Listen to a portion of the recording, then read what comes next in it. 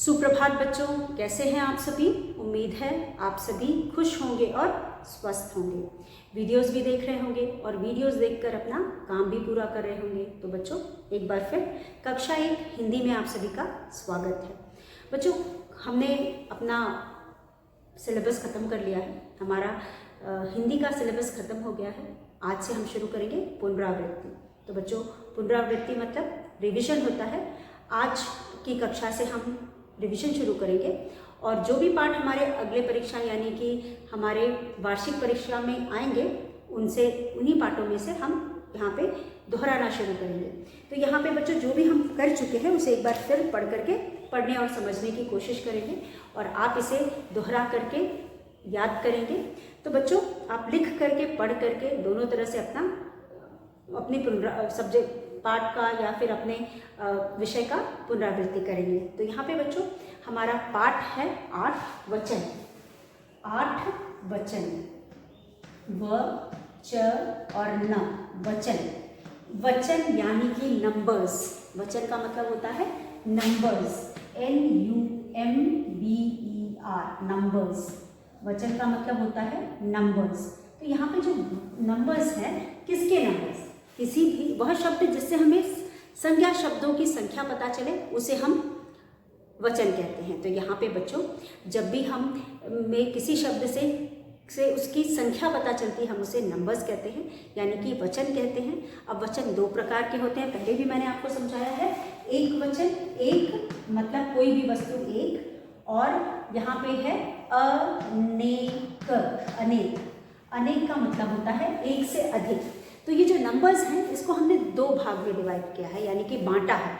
एक भाग में हम कोई भी वस्तु एक रखते हैं, एक संख्या में रखते हैं, और दूसरे में कोई भी वस्तु एक से अधिक रखते हैं। तो यहाँ पे एक का मतलब कोई भी वस्तु एक, अगर एक होती है तो हम उसे एक वचन कहते हैं, और अगर एक से अधिक होती है तो हम उसे अनेक यानी मेनी कहते हैं, और हम इसे बहुवचन भी कहते हैं। तो यहाँ पे एक का मतलब है ONE, 1, और अनेक का मतलब है MANY, मेनी। ये मेनी हो गया। तो नंबर यानी संख्या बताने वाले शब्द 2 अलग अलग हमने भाग में बांटे हैं। एक में हम किसी भी वस्तु को जब एक होती है तो रखते हैं, और एक से अधिक हो जाती है तब उसे अनेक में रखते हैं। अब हम एक को एक वचन कहते हैं, एक वचन, क्योंकि ये वचन के प्रकार हैं। एक वचन, और अनेक को हम बहुवचन कहते हैं। बहुवचन, बहु यानी मेनी, बहुवचन। बहु का मतलब होता है मेनी, मतलब बहुत से। अब यहाँ पे बच्चों, आप देख सकते हो कि आपकी किताब में हमें कुछ चीज़ें दी गई हैं, और ये जो चीज़ें हैं ये नाम हैं। किसके नाम हैं? व्यक्ति के नाम, वस्तु के नाम, स्थान के नाम, या फिर किसी भी पशु पक्षी के नाम, फूल के नाम, पेड़ों के नाम, जगहों के नाम, इमारतों के नाम। तो जो भी नाम है वो शब्द हैं। जैसे कि यहाँ पे सबसे पहला जो शब्द है वो है लड़का। सबसे पहला शब्द है लड़का। अब लड़का कहने का मतलब है कि यहाँ हमारे पास एक लड़का है, एक लड़का, इसलिए हमने एक के नीचे रखा है, यानी एक वचन। और जब ये एक लड़के को हमें एक से अधिक बनाना होगा, यहाँ पे हमें दिए हुए लड़का शब्द का वचन बदलना होगा, तो ये हो जाएगा लड़के, ये हो जाएगा लड़के। अभी आप सुनते हैं। उसके बाद दूसरा शब्द हमारे पास है तोता। त पे ओ की मात्रा तो, और त पे आ की मात्रा ता, तोता। अब ये जो तोता है, तोता पक्षी का नाम है, और जब हम तोता कहते हैं इसका मतलब है एक तोता है, और एक तोता से अनेक बनाएंगे तो ये हो जाएगा तोते। उसके बाद हमारे पास है तीसरा शब्द हमारा है घड़ा। घ र पर आ की मात्रा रा, घड़ा एक बर्तन है। घड़ा एक बर्तन है। जब घड़ा एक है तो हम उसे घड़ा कहते हैं, और अगर घड़ा अनेक हो जाएगा यानी एक से अधिक हो जाएगा तो हम उसे घड़े कहेंगे। उसके बाद हमारे पास है बस्ता। बस्ता जो हम स्कूल लेकर के जाते हैं, जिसमें हम किताब कॉपी रखते हैं, बस्ता। अब बस्ता जो है एक है, इसलिए हम उसे बस्ता कह रहे हैं। बस्ता के बाद है 5 पे हमारे पास है झंडा। झ पे बिंदी, झंड, ड पे आ की मात्रा डा, झंडा। अब झंडा एक है इसलिए हम इसको झंडा कह रहे हैं।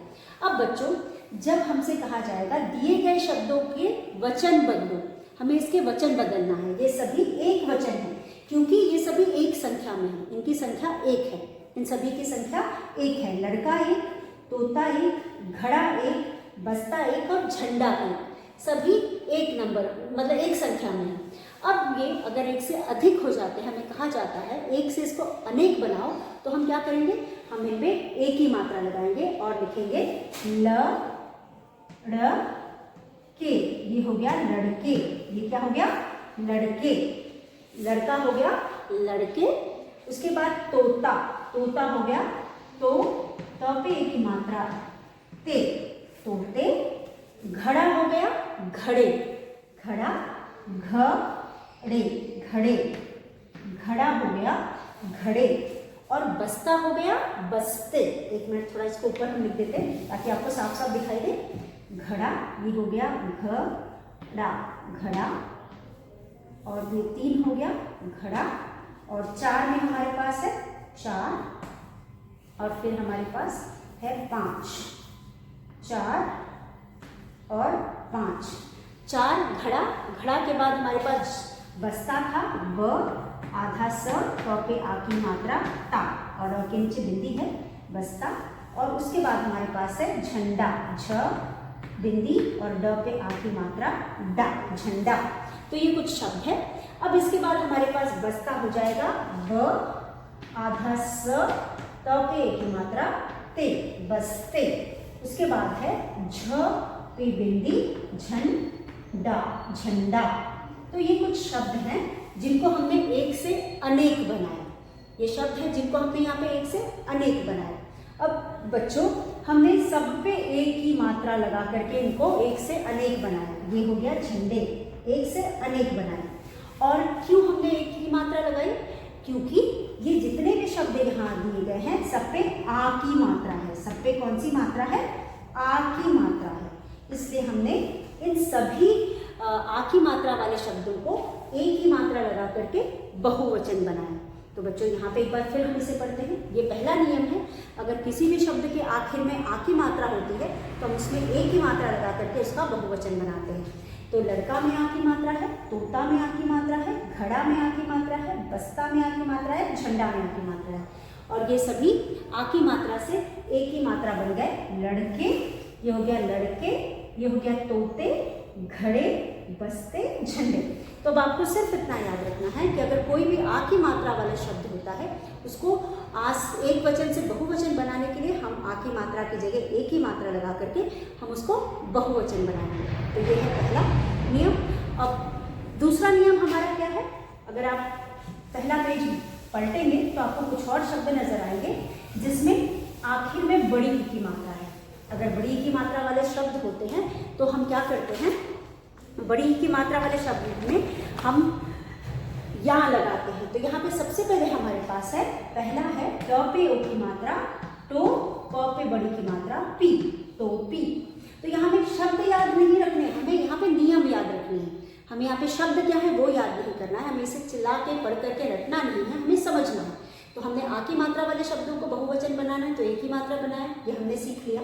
अब दूसरा नियम है, अगर किसी भी शब्द के आखिरी वर्ण पे बड़ी ई की मात्रा है, जैसे कि टोपी हो गया, फिर उसके बाद लड़की हो गया, ल ड़ क पे बड़ी की मात्रा की, लड़की, लड़की हो गया।